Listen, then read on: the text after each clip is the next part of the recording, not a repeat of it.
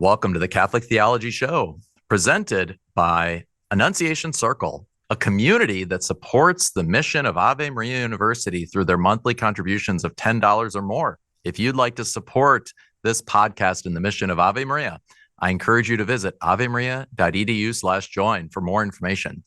I'm your host, Michael Dauphiné, and today I am joined by my good friend and colleague, co-author, Matthew Levering, who currently holds the Perry Chair of Catholic Theology at Mundelein Seminary. Welcome to the show, Matthew. That's great to be here. Thank you, Michael. We're here today to talk about a wonderful new book that you've written on the theology of Robert Barron, right? Bishop Barron has been one of the just kind of huge forces in the face and shape of Catholicism in the United States and in Europe as well. His work with Word on Fire Press, his writings, his early Catholicism series, right? In so many different ways, Bishop Barron has helped both to evangelize and catechize and also write theology for this generation, both reaching out to those Catholics in a way who may be disaffiliating from their faith, but also to students of theology. And just in so many ways, I think Bishop Barron has really been one of the great heroes of our times. And so it's wonderful to have you write a whole book about his theology to help people kind of understand that there's a large kind of plan at work, a coherent way of understanding God and what he has done in Jesus Christ that really animates Bishop Barron's theology. So just wanted to thank you for this book. It's, I think, a great gift, and I think it will be well received by many readers. Mm-hmm. Thank you, Michael. Yeah, thank you for that. Because remember, you and I, we met Bishop Barron the first time in 2003 at the John Paul II and St. Thomas Aquinas conference that we co-organized. Yes. There at Ave Maria, still on the Michigan campus. And I remember. Bishop Barron with one of with Cardinal Dulles and all sorts of other different fascinating people. But I remember his talk being something unique because it wasn't just, it was scholarly, but you could feel sort of the electricity that he had as a speaker and a communicator. So this was no ordinary professor. that was kind of what the sense that you got. Yeah, it is great in some ways, and you mentioned in your book that John Allen had already written a biography of Bishop Barron and had compared him to Fulton Sheen. And Fulton Sheen was also a great academic, right? He, I think it was Louvain, had received, right, this great prestigious award for his dissertation. But he took the depth of that study to teach theology not only to seminarians and to theological students, but also right into the living rooms and family rooms of America, right? Through his radio show for decades and then eventually his TV show. And I think in many ways, Bishop Barron is similar to that, someone who has a mind and scholarly habitus, a study, like a formed mind of really the highest caliber, but has sought to put that to work to help to communicate the truth of the faith amidst many people, both in the church and outside the church, who really question, is truth knowable? Is the church true? Is the church true, good? Is it beautiful, right? And helping to recover that profound sense of confidence, right? That God has spoken in Jesus Christ, that God can speak to us, right? And that we can somehow hear him and listen to him and follow him, right, through the church. Right. And I just think he's been a great blessing. And I think it's really wonderful that, again, you've done this work. Mm-hmm. It was a lot of fun to work on and to, begin to think about the sources of his work, the context. Essentially, that's kind of the thing that I'm doing there because it is intended to be in its fashion a scholarly book. It's not just a synopsis. In other words, Bishop Barron, he could write a better summary of his own theology than I could. So this is really it's intended, to be, I hope, somewhat readable, but nonetheless, it really is intended for people, graduate students, seminarians, priests, and young professors, to kind of see what theology was like when Bishop Barron came of age, what the church was like, and then to kind of see how Bishop Barron pushes things forward and develops a vision, and is able then also to unite things that are separated. Bishop Barron he goes into biblical exegesis, he goes into the spiritual life. He writes books on how to live the spiritual life. But so he's doing things that oftentimes professors forget to do. But he's also writing books on God, on Jesus Christ, on Thomas Aquinas, both popular and scholarly.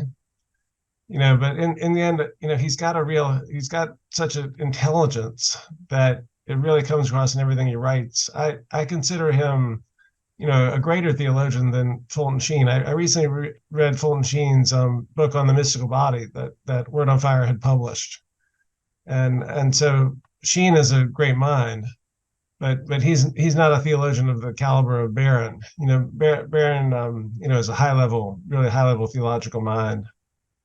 Wow, that's high praise. And you've read and written books on you've about almost probably every theologian over the last 100 years or so, or at least written about them in your books. And so you definitely have a good criteria for making such judgments and evaluations. So, one thing that's interesting is Bishop Barron speaks a lot about what he would call this beige Catholicism. And that there was, in the 70s and 80s, when he was growing up, when he was in seminary, a tendency to kind of water down the faith. And the interesting thing about this term beige Catholicism is that you can see it both in the way that catechesis was done with young adults, the way catechesis might have been done in parishes. But it also was kind of theology done at the highest level that also became somewhat beige. And you talk in your book in the introduction about how there was another theologian, Karl Barth, who became very important after the council. A lot of people read him. Bishop Barron describes him as very influential in his seminary courses. But around the same time, he was often emphasizing the fluidity of the church, right? The fact that the church could change, that the church should change, and these sorts of different things. And so you have this kind of beigeness that also goes with this fluidity. Can you say a little bit about how Bishop Barron encountered that, and what was the alternative that he discovered? Well, you remember I would say, okay, so Barron read in seminary, everything by Rahner. Rahner was sort of a dominant voice, and everything was either Rahnerian or and the seminary professors at that time were a mixed bag, and so what it would be that Rahner had a starting point, an anthropological starting point, which just means that he started with the mind's desire, the mind's kind of dynamism toward God. So the mind, knowing and loving, so starting with the human mind and the human dynamism of knowing and loving. And so Jesus then would be sort of the ultimate, the pinnacle of this human dynamism. That there's just never been a person who knew and loved like Jesus did. In fact, Jesus, his knowing and loving is so profound that we could even call him God, because his his desire to know, his knowing and his loving. I know I'm kind of rambling on here, but to some degree, the Rahner does as well. It's the idea is that the dynamism is so unique in Jesus, his religious consciousness, that he sort of rises to the level of the divine knower and lover, in kind of, because he's the pinnacle of the human desire to know and love. Anyway, the bottom line is that it really is about kind of focus on the human and the human dynamism, and then Jesus is sort of the crowning point of that, and so it's really though about the human and about us. And so the sacraments and so on become just simply ways of confirming who we are. And we are loved by God, and we are have a desire to know and love God. We have sort of an option for God, a dynamism.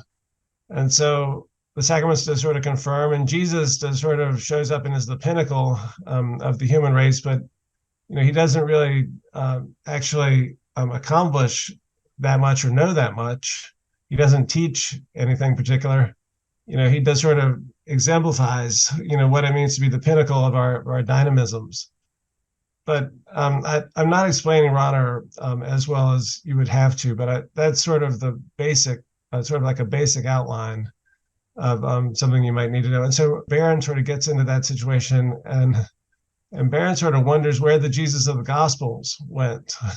He says, what happened to the Jesus of the Gospels, the actual Jesus? And that's kind of, I think he has that early on. He has that early on, but he doesn't sort of thematize it until he gets back from Paris in the 90s. He doesn't really start writing, until he gets back from Paris, and then he begins. He does his dissertation and everything, but his real work starts to come out in the late 90s. You mentioned in the book an essay that Bishop Barron had written called something about like how von Balthasar changed my mind. And it was, in a way, not von Balthasar's, like all that von Balthasar taught, but it was specifically that criticism of Rahner that we shouldn't start theological reflection with universal human experience, of which Jesus is an example or an instantiation, which then would make, of course, every particular thing in the church revisable in light of the universal experience. Instead, we begin with the revelation of God in Jesus Christ, right? We begin with the incarnation, the death, the resurrection of Jesus Christ. That's actually the starting point for theology. I remember I still assign an essay that he wrote, I think in the 90s as well, about how for Thomas Aquinas is right, is not a rationalist. He doesn't start with human reason and our understanding of God. He begins with Jesus Christ as the icon of God, as Bishop Barron describes it.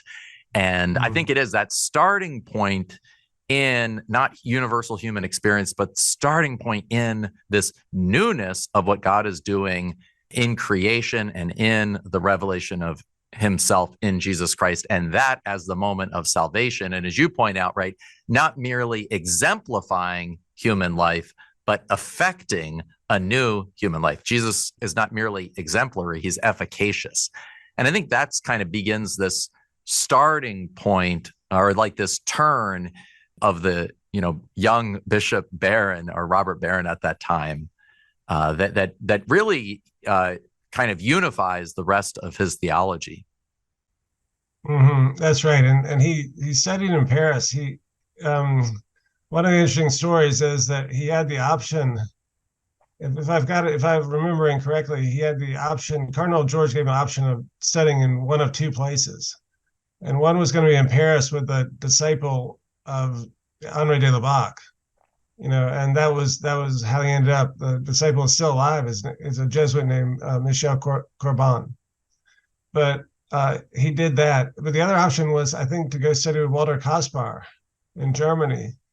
And so by studying in Paris with this disciple of Henri de Labac, who was very much influenced by Karl Barth, and he was very Christocentric, and so he sort of read the fathers and the early medievals, Bernard of Clairvaux, in this profoundly Christ-centered way, Christ doing something radically new, this kind of ecstatic bursting upon the scene, changing everything, and really renewing the world. This was the vision of the Jesuit under whom Bishop Barron did his dissertation, and I think that had a big impact. I do. Now, another impact, of course, was the fact that he studied St. Thomas on creation at Catholic University of America. So Father Sokolowski, John Whipple, these people had a major impact on framing his sort of metaphysical thought. He's definitely definitely in his doctrine of God and his metaphysics, Bishop Barron would be, very much a Thomist, and that Yeah, I comes think from Catholic University of America. yeah, and I think you summarized that at one point that the two pillars of his thought in the introduction you summarize as one, right? The non-competitive relationship between the triune God as creator and all of his creation. So this first one, that God and the world do not compete with one another. And then secondly, right, that Jesus Christ is the universal savior, right? And I think that's a great Mm-hmm. way of kind of showing how those two pillars of his thought also came from teachers, right? That he from whom he had learned, and then he becomes kind of now the teacher of those key ideas. So you set up the book around 6 chapters: evangelization, theocentrism, Christocentrism, the Catholic tradition, the moral life, and the spiritual life. But maybe we could just start with that first chapter on evangelization, right? The new evangelization has been a predominant theme in the life of the church since Paul VI, but especially associated with John Paul II, and then carried forward by Benedict and Francis. What would you say is distinctive about Bishop Barron's approach to evangelization? Well, in the chapter, I argue that the real source of the whole thing, of course, it's his own gifts, but the source of the thing is this Chicago priest who, in some ways, was kind of a crank, named Andrew Greeley. And Greeley, though, truly was a fascinating man, a very, very deep Catholic, sort of like deep Catholic culture, deep Irish Catholic, Chicago Catholic. And he was just in love with everything Catholic. So Greeley would go around and be on the Phil Donahue show and defend Catholicism in this way that was sort of joyful, and he just loved everything about it. Greeley loved the concrete. What he loved is the concrete Catholic practices, like processions, or just the things that you learn in Catholic school. Or he just loved the nitty gritty, you might say, the sacraments. He had this idea of the Catholic imagination, the sacramental imagination, where everything is brimming with God. And so the concrete Catholic life was what Greeley loved. And then he loved also to take culture and to analyze movies or pop songs, analyze these figures, novels. He would do novels as well. And he would analyze them and show the Christian themes and the Catholic themes, the Catholic imagination. So Greeley was a sociologist and had a PhD, and was also published romance novels. So Greeley was kind of in some ways a crazy figure, but I know that you would remember him. He's sort of forgotten today, but he was a big person on the scene at that time. And so Bishop Barron got a sense of what now Greeley, of course, he did not like John Paul II, and he did not like Catholic sexual teaching. Greeley was deeply mistaken. Now Barron just ignored all that. What Barron got from Greeley is this sense of the concrete, this joy in concrete Catholic practices, many of which had been cast aside after Vatican II. They were just sort of dropped. And Greeley was very upset about this. So Greeley is actually the source of the whole Beige Catholicism, concern. If you see, there's a hilarious rant, and I include in my book that Greeley goes on a rant about what's been forgotten, not because of Vatican II, but after Vatican II. And these are just concrete Catholic practices, like processions, Eucharistic processions, and all sorts of things. And Greeley just says, "What have we done?" And here's this supposedly liberal Catholic going on a complete rant. Anyway, Barron takes the positive aspects of all of this and concrete practices, engagement with the culture, films and novels and so on, art, art and imagination, beauty. Barron just absorbs this. That's one thing that Barron is he just absorbs whatever he's around. He just absorbs it. He really does, and he puts it into his his worldview, especially when he's in the 90s. You really see him doing this. It's quite amazing. Yeah. So in that way, when he say writes a book, Catholicism, early on, he did it was a I think it was originally was issued in DVDs that became very popular, included lots of art. So he shows the truth of the creed through the beauty of art, right? The more concrete, the better, through the understanding and response to cultural phenomenon at the level, like the more specific, the more concrete, the better. Unlike Greeley, who saw that and wanted somewhat the church's doctrine and moral teachings to shift, Barron holds on to the truth of the creed once given for all for salvation, but still maintains that the creed in a way changes the way we look at every concrete detail of the life of the church and the life of culture. So we're going to go ahead and take a break, and then we're going to come back. And when we come back, I want to go through a little bit more of the book and kind of understand a little bit about how this creedal faith shapes Barron's approach to theology and evangelization. You're listening to the Catholic Theology Show, presented by Ave Maria University and sponsored in part by Annunciation Circle. Through their generous donations of $10 or more per month, Annunciation Circle members directly support the mission of AMU to be a fountainhead of renewal for the church through our faculty, staff, students, and alumni. To learn more, visit avemaria.edu/join. Thank you for your continued support. And now, let's get back to the show. So today we're talking about Matthew's recent book on the theology of Robert Barron, Bishop Barron and his word on fire, a major force and active agent in the contemporary Catholic life. This book is published by Word on Fire Academic. And I also appreciate the way that you suggest in the book that, we have to kind of understand Bishop Barron from the center of his theology, right? Sometimes, people may be familiar with or critical of this or that, or, comment here, comment there, but that really overlooks and of course, theologians ought to disagree with each other, right? Theologians have been disagreeing with each other, for a long time with Jerome and Augustine and even, Bonaventure and Aquinas, right? But we ought not overlook that even though there may be particular areas over which we may disagree, right? That there's this deep centrality to Bishop Barron's theology. And as you talk about it, first is the theme of evangelization, but then the second two are theocentrism and Christocentrism. So theocentrism is the idea, right, is everything is centered around God, right? And then secondly, everything is centered around Jesus Christ. So would you say a little bit about how those two ideas shape Bishop Barron's thoughts, and perhaps maybe show how those are like alternatives to other ways of trying to understand Catholic theology in the present age?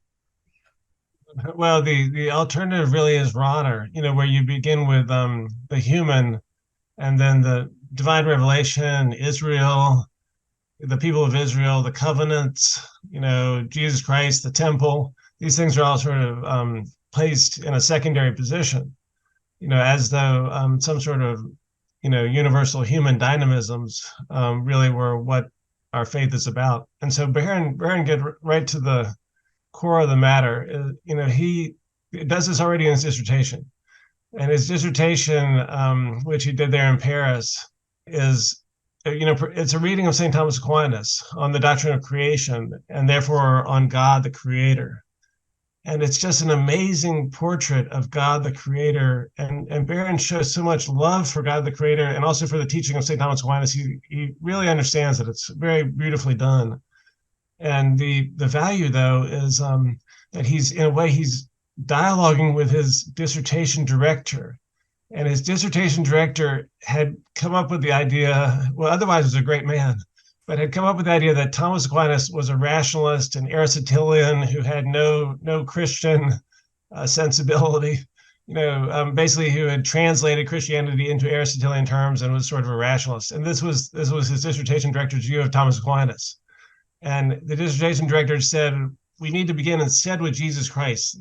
Just that Thomas Aquinas, we need to get rid of, he just had gone the wrong path. And so Barron shows that there's nothing more glorious than Thomas Aquinas's vision of God, in part because it's the same vision of God that is revealed by Jesus Christ our Lord. And the key thing is God's, pouring out his liberality, his pouring out of gift, or of being, his creative, the amazing miracle of creation, which fits with, the Incarnation. The Incarnation is understandable in light of this gift of creation. Yeah, that is so beautiful. I remember being a student, a graduate student in the 90s, and reading Bishop Robert Barron's book at the time. I think it was Thomas Aquinas' Spiritual Master. Mm-hmm. And in that book, he takes Thomas's 5 proofs for the existence of God, the 5 ways, and he sees in each of those a way of showing that God is greater than our thoughts about God. Right? We can understand causes and first cause. We can understand causes, efficient causes, but God's the primary cause of everything. He's the primary efficient cause. So he's the cause in a way beyond all causes.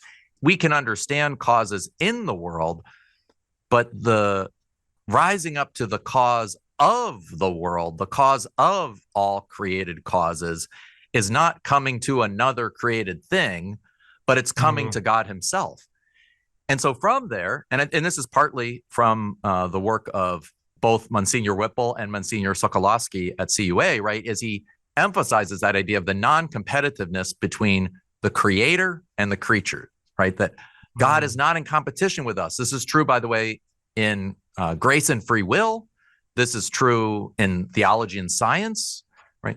This is true in so many different ways. God, the creation cannot be in competition with God because its very being and movement is itself a gift and a participation in God.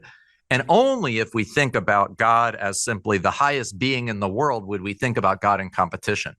And but what he says there in that book, which is interesting, is he says that idea of God not being in competition with the world is what makes the Incarnation possible, right? Because it's only in the Incarnation that we see that if Jesus is truly God and truly man, then either if they're in competition with one another, then he would have to be 90% God, 10% man. Right? But only if the creator and the creature are not in competition with one another can Jesus Christ be truly God and truly man, 100% God, 100% man, and yet still be one, because they are not in competition with one another. So this idea then, in some ways, the metaphysics of creation, trying to understand God as creator and then everything that he creates, not in competition, is actually exactly what we discover in the Incarnation. So the Incarnation helps us to understand creation, the non-competitive relationship, but also the non-competitive relationship of the creator and creation. The metaphysics of creation allows us to understand better who Jesus Christ is. Right? Jesus Christ is not in competition with himself. In Jesus Christ, we see creation and human nature in its kind of perfection. In a way, what would creation be, and what would human nature be if it were restored to communion with the Father? That is beautifully put, and Bishop Barron really does get to the heart of things when he grounds his theology upon God, the glory of God, and then upon Jesus Christ. He really grounds his theology where we need to start. Yeah. But this wasn't really all that common in the 80s. I know you remember the early 90s. It was a different theological world. It was a world that was impoverished theologically, where theologians would often be talking about either things that very much diminished God. There was a lot of what was called process theology.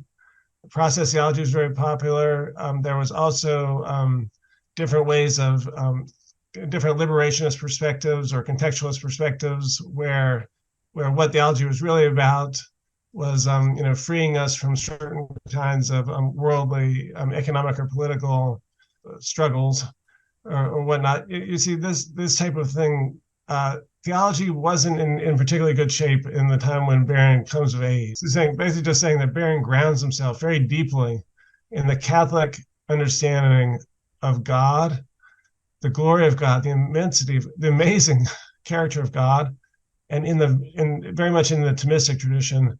And then Barron grounds himself in Jesus Christ in a very deep doctrine of the Incarnation, very powerful doctrine of the Incarnation. So he's on very solid footing. That's kind of the point. Yeah. And he really begins that, I think, with this groundedness in the creed, right? That we believe in God, one God. We believe in Jesus Christ, believe in the Holy Spirit, we believe what Jesus Christ has done. We believe in the church, the gift of the communion of saints, all these different elements. And this is really the starting point. We don't reason to the creed, we reason from the creed. We don't reason to the cross, we reason from the cross.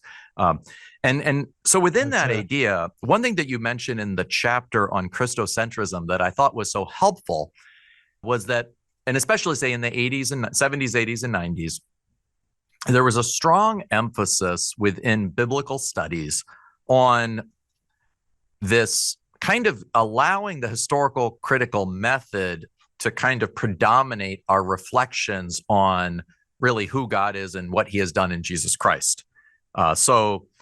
This tendency to want to look at Jesus Christ only through the lens of historical criticism, and therefore look even at Israel only through the lens of historical criticism, which means that there's an evolutionary perspective to Israel, then there's evolutionary perspective to Jesus Christ, and then there's an evolutionary perspective to the church, right? And this is kind of the predominant mode. And so you say that Bishop Barron never throws out the historical perspective or the idea that we can't learn many things that are true about the historical situatedness of Israel or of Jesus Christ or of the apostles, but that he has a different way of receiving the truth of the Bible. So would you say a word about that? How does he offer an alternative to the predominance of historical critical modes of study, yet without denying a legitimate role for the historical study of the biblical literatures? Yeah, it's a fascinating period. It really is, and I know that many of our listeners will remember the period. So Barron, of course, reads all this in his seminary and so on. But the basic idea with the key figures were like Raymond Brown, John Meyer, Edward Skillebeeks. These are ones that I mentioned in the book. And so what you have with John Meyer, who was a devout Catholic, he presents Jesus under the title "A Marginal Jew." And so what he's looking for is like, what can we know historically about Jesus? And it turns out to be, very little, other than he was sort of a wandering prophet who made some eschatological or apocalyptic claims. And then Raymond Brown had his own thing, but he was sort of famous at the time for these type of books. Like he wrote a book about priests and bishop, where he just said that really there was no cultic priesthood, that Jesus never intended a cultic priesthood at all. This was in the mid-70s, and that there were no bishops in the earliest church. And so, of course, this book was mass marketed and given out as an Easter gift or a Christmas gift. I can't remember, to all seminarians. This was in the 70s, and just saying there was none of this. And so, and Skillebeeks writes a book on Jesus, where Skillebeeks says, well, no one ever saw Jesus risen. No one ever saw him. But the apostles kind of got the idea that, like Peter got the idea that, he lived such a good life, he just can't be dead. And it was just, these were the dominant figures. And so you and I, man, you remember, this was in 1995, I took a 95%, 96. This is when we were in our master's program, and I took a course. I can't remember if you were there, but it was on Introduction to New Testament, and it was the midterm was about we learned nothing about Jesus, nothing about the theology, nothing about what he taught or lived or did, but what we learned about was which gospel was first? Was it Mark or was it Matthew? Which pericope, should Mark have priority? How does the synoptic gospels relate to each other? And so that was on the midterm, and I did badly on it because I didn't care. And then it was also on the final. On the final exam, it was the same question, and I did again did badly. So, but the point is, it was a different world. And so Barron, what Barron does is he sort of comes into that world and he says, look, how do we know that historical research, valuable though it obviously is, how is it the only way who says that it's the only way to know about Jesus? Could it not be that that the church knows her Lord in all sorts of ways, Yes. and so on. So Barron has this way of you got to read what he actually says because it's really fantastic.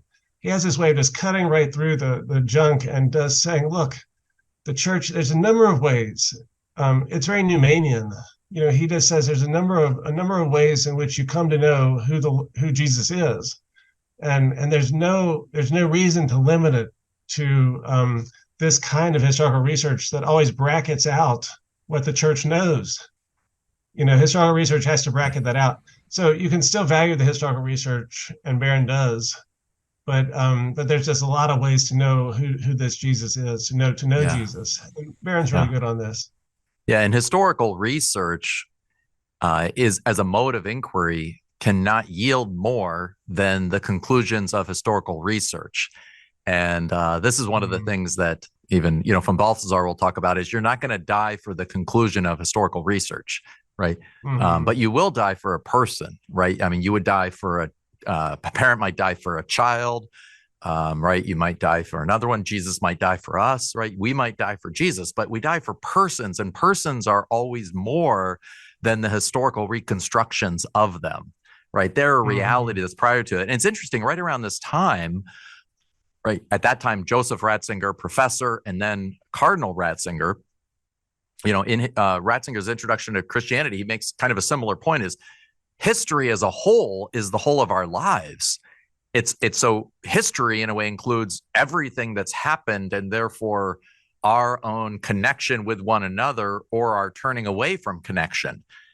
But historical research only looks at what we have documentation for. So it only can see 5% of reality. And so he simply says we have to look, if we want to be properly historical, we have to look far beyond what merely we have historical documentation of.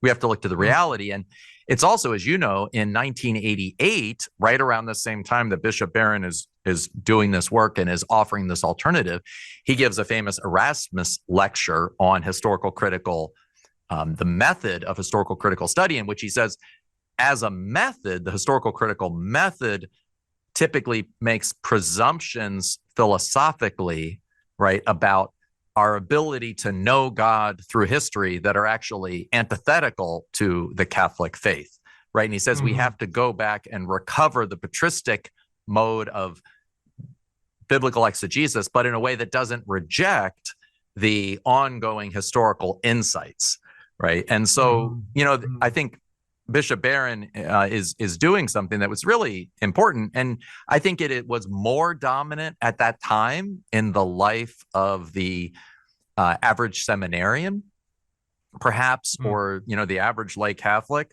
But I think the tendency is still there to, right, that we don't want to limit our faith claims to the findings of historical research, right?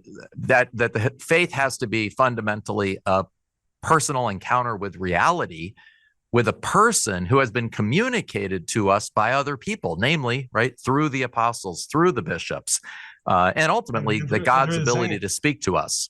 Bishop Barron has done a great work in terms of recovering the art of the church, the beauty of the church, the beauty of the saints. Could you say a little bit about, and even I think in your chapter on the moral life, you talk about the way that Bishop Barron includes saints to help us understand, right, how to live a life in accord with Christ's call. That's true. The chapter, there I get into, Barron was very influenced by Stanley Hauerwas, and the whole idea that moral theology involves a personal narrative, involves a narrative. Moral theology is not just a set of one act after another act that are separated. Moral theology involves a human life. And so this is why virtues are important, because virtues have to do with not just this act or that act, but who we are. And so of course you can lose a virtue by committing a sin that destroys the virtue, but you got to keep in mind that that what a virtue is, it has to do with who the person's character, how the person is being formed and shaped. And so Barron probes into the supernatural moral virtues, the virtues that are infused through the gift of faith, the infused moral virtues. And he exemplifies them by Saint Therese of Lisieux, Saint Edith Stein, and then a couple others. I can't. I'll remember in a second. But he goes. Oh, well, I better not say because I get it wrong. But anyhow, so he does 4 cases on prudence, justice, temperance, and courage. And so it's a very beautiful exposition of what these infused virtues, what are we talking about when we're talking about infused virtues? So Barron gives us actual lives of saints, who exemplify these virtues and show us, what it really is. Yeah. But it also comes alive, and it makes you feel like regular people do this. In other words, we can do it. We can live these virtues that God has gifted us with through our incorporation into Jesus Christ. So Barron is fantastic about that, and he's also great with art. Just like you said, he wrote a book on cathedrals, because Barron in Paris gets incredibly caught up in kind of the art or the iconography or all the symbolism that you find in Chartres and the great medieval cathedrals. So Barron is just amazing. This book that he has on this topic is really quite extraordinary, and it does really take you into what it means to be Catholic and to live a truly liturgical life. Barron on the moral life and on the spiritual life is so rich. He's very, very much, he's fully within the Catholic tradition, fully within understanding the Church's teachings, but he sort of gets you into them, from the heart of Jesus Christ in a way that's quite powerful. That's so well put, and thank you for summarizing that, and thank you for your book. I like to ask all my the guests on the Catholic Theology Show 3 short questions. So what's a book you've been reading lately? Well, I read stuff for a book review. I just read a book review. For a book review, I read a book on Aquinas on prophecy, but I also read the first volume of Father Thomas Joseph White's Principles of Catholic Theology. Now that is a great book. That's a book that could not have been written in the 1990s, but it's written now. And it's a great gift because he is moving us beyond sort of a deracinated Catholic theology into the full what Catholic theology really is. Sacred doctrine, but he has a way of doing it. He understands different schools of thought. So there's not some sort of polarities where you have to be a Thomist or else you're going to go to hell or something. It's just it's just a capacious and wonderful vision of Catholic theology, and Father Thomas Joseph White is a real master. That's great. Just second question: what's a practice, maybe a daily practice that you find helps you draw closer to God and discover His plan for your life? I'm very much the sacrifice of the Mass. That for me is the heart of everything. I'm often a little late to Mass, which I really regret. But I'm late to everything. But I love the sacrifice of the Mass. That is the very core of my spiritual life. I mean, of course, I have other prayers that I say throughout the day, but the very core is the sacrifice of the Mass. That's beautifully put. And just last question: what's an idea that you believed about God that later you discovered to be false when you discovered the deeper truth about who God is in the faith? Well, in terms of belief about God, there is this. I mean, I guess when I'm trying to think about your question, and there's a number of ways I could try to answer it, but I do feel that as I've aged, I'm not talking then about views of God that I had as a young person. I'm talking about this now as what aging has done, and I'm 52, so I feel that as I've aged, I have gotten very much closer to the divine mercy. The divine mercy, because of course the world is a difficult place for everybody, and it's difficult because of worldliness, temptations toward worldliness in oneself. Also, just one sees the wickedness that is just around oneself, and as well as in oneself. So I do think that the divine mercy is something extremely important. Now, it's important, because I mean, and of course, Saint Faustina is, of course, one of my heroes. But the divine mercy is it's not important in order to show us that we are not sinners. Sometimes people get caught up in the idea of mercy, and they kind of think, when you encounter the divine mercy, what you encounter is the fact that, hey, God doesn't care. God doesn't care if you are sinners. Unfortunately, that's not it. That's not it. What it is though is this profound desire that I have experienced in God, where God really loves sinners. He loves us, and that doesn't mean we need to not be sinners. We need to be transformed. God, though, loves us. He loves sinners, and he loves them in order to transform them. Anyway, the depth of divine mercy. Wow. What a great place to finish our conversation. So today I've been speaking with Matthew Levering, who holds a chair in theology at Mundelein Seminary, former colleague and one of the founding professors at Ave Maria University in the theology department. And we've been speaking about his recent book on the theology of Robert Barron, which has been published by Word on Fire Academic. You can find a copy of it at wordonfire.org/academic. And again, it's the theology of Robert Barron. While you're there, if you're interested, you can also buy a book that Matthew and I wrote called The Wisdom of the Word, Biblical Answers to 10 Pressing Questions About Catholicism, right? Our own attempt to try to recover the richness and meaning of the biblical revelation in response to contemporary questions about the church. So grateful for, I think all of Bishop Barron's work, for Word on Fire and all they're doing.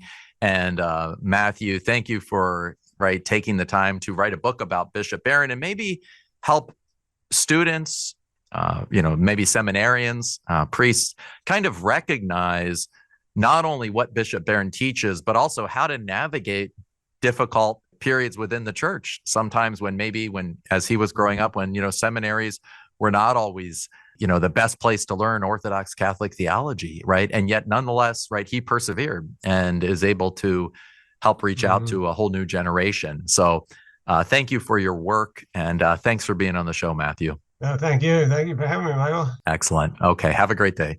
Thank you so much for watching. If you enjoyed today's episode, please hit the like button and subscribe to the Catholic Theology Show. Thanks, and God bless.